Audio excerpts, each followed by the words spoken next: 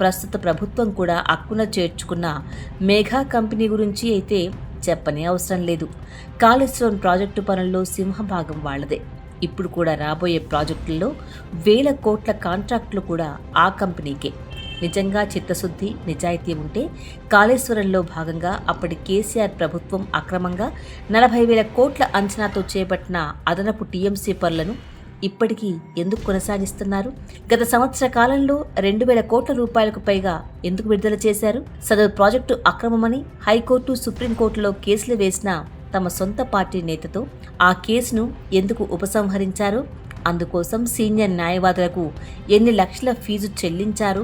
ప్రస్తుత గౌరవ నీటిపారుదల శాఖ మంత్రి ప్రజలకు జవాబు చెప్పగలరా?